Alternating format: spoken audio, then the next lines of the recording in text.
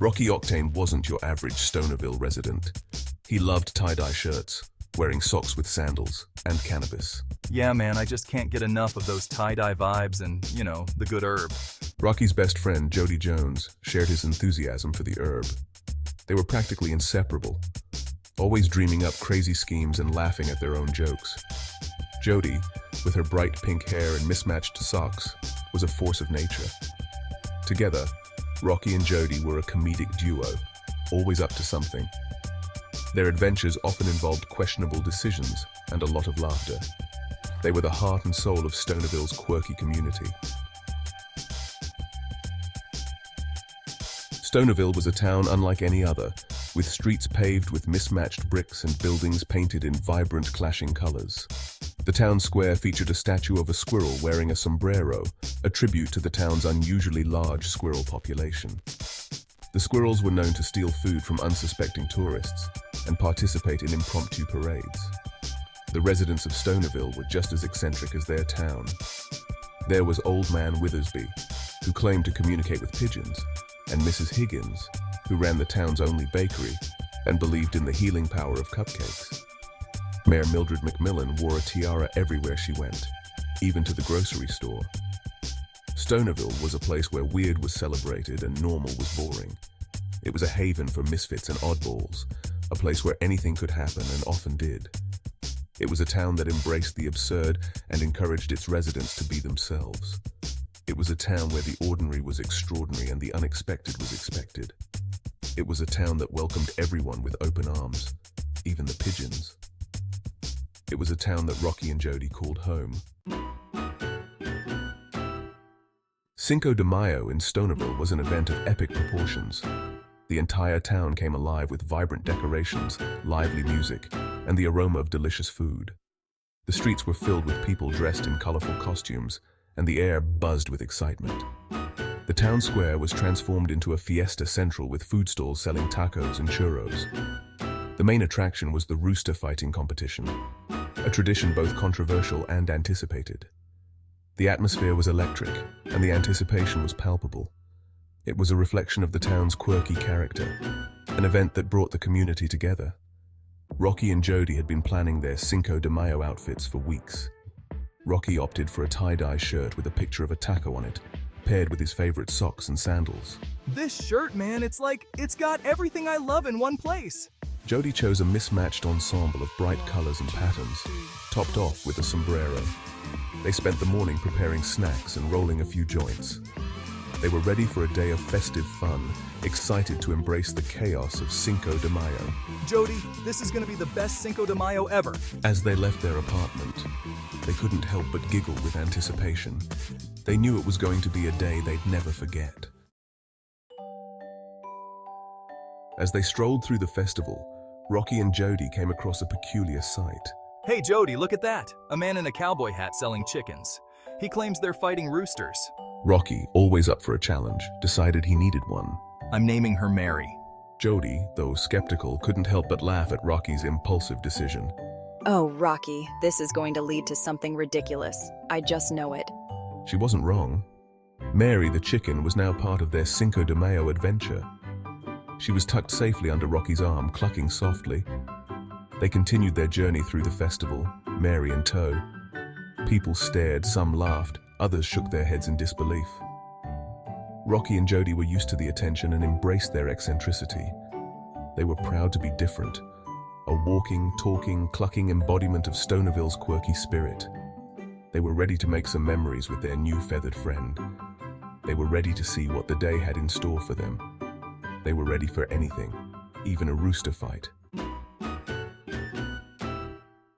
The festival was in full swing. Music filled the air, and the aroma of tacos and churros wafted through the streets. Jody, this is amazing! We have to try everything. Rocky and Jody, with Mary perched on Rocky's shoulder, were right in the thick of it. They sampled every food stall they could find, danced to the mariachi band, and even tried their hand at the piñata, though they failed miserably. I think we might be the worst piñata hitters ever, Rocky. They were having the time of their lives, embracing the spirit of Cinco de Mayo and living in the moment. They stumbled upon a fortune teller's booth and decided to get their fortunes read. The fortune teller, a mysterious woman with piercing eyes, told them they were destined for greatness. Destined for greatness, huh? I'll take it. They laughed and took it with a grain of salt, just happy to be together, celebrating life in Stonerville. They continued their adventure, soaking up the atmosphere, making memories and creating stories. They were living their best lives, the heart and soul of Stonerville's Cinco de Mayo celebration. Jody, feeling the rhythm of the music, dragged Rocky onto the dance floor.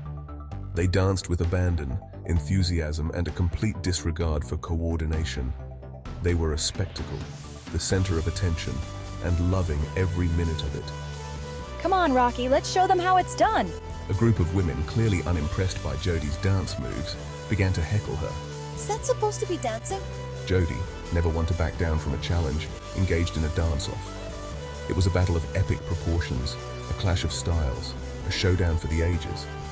The crowd cheered them on, the music pulsed, and the tension mounted. Jody, fueled by the energy of the crowd, unleashed her signature move, the chicken dance. The crowd went wild, the hecklers were silenced, and Jody had emerged victorious. That's how you do it. Jody, triumphant, took a bow, and the crowd roared with applause. She had defended her honor and her right to dance like nobody was watching. She had cemented her status as the queen of the dance floor. Meanwhile, Rocky, inspired by the dance-off, decided it was time for Mary to shine. All right, Mary, let's see what you're made of. He found the rooster fighting ring and entered Mary into the competition. These roosters are fierce, battle-hardened. Are you sure about this? Oh, I'm sure. Mary's got this. The other roosters were fierce and ready to fight. Mary, on the other hand, seemed more interested in pecking at the ground. Come on, Mary, you can do it.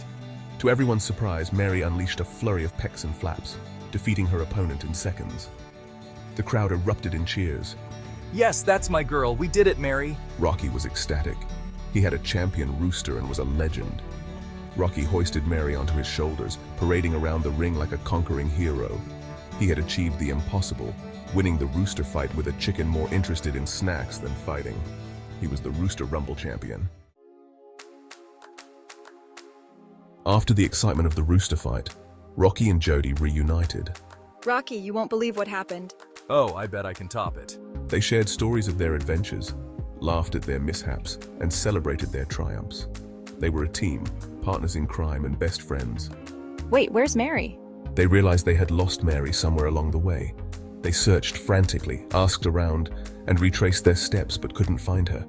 They were devastated. I can't believe we lost her. They had grown attached to their feathered friend and decided to leave the festival and head home. They were tired but happy, having experienced the chaos of Cinco de Mayo in Stonerville. They had made memories that would last a lifetime and were content. Well, at least we have each other and these crazy memories. They walked hand in hand, reminiscing about the day's events, laughing at their ridiculous outfits, and recounting their encounters with the town's quirky characters. They were grateful for their friendship and for Stonerville. The next morning, Rocky and Jody woke up with sore heads and fuzzy memories. They slowly pieced together the events of the previous day. Did we really enter Mary into a rooster fight? I think we did, and she won. They laughed at their antics and cringed at their questionable decisions. They decided to go back to the festival grounds to search for Mary. Let's find our girl. To their surprise, they found her pecking at the ground near the rooster fighting ring. They were overjoyed. Mary, there you are. They had found their lost friend and were a complete family again. They apologized to the man who had sold them Mary. We're really sorry about yesterday. We didn't mean for her to fight. No worries, folks. Quite the story you've got there. Here, take your refund. The man, amused by their story, forgave them and even gave them a refund. They took Mary home, promising to take better care of her and never enter her into another rooster fight. As the sun began to set, casting a warm glow over Stonerville, Rocky and Jody sat on their porch, watching Mary peck at the ground. You know, Jody, this place is never boring. Absolutely. Always an adventure. They reflected on their Cinco de Mayo adventure, laughed at their mishaps, and cherished their memories. They realized that life in Stonerville was never dull, always an adventure, always unpredictable, and always filled with laughter. They wouldn't have it any other way. We're home, Jody. They knew that tomorrow would bring another day of Stonerville shenanigans. They were ready for it, ready to embrace the chaos, create more memories, and live their best lives. Here's to more adventures, Rocky. They were Stonerville's resident oddballs, the heart and soul of their quirky community. They were Rocky and Jody, and they were ready for anything, even another Cinco de Mayo.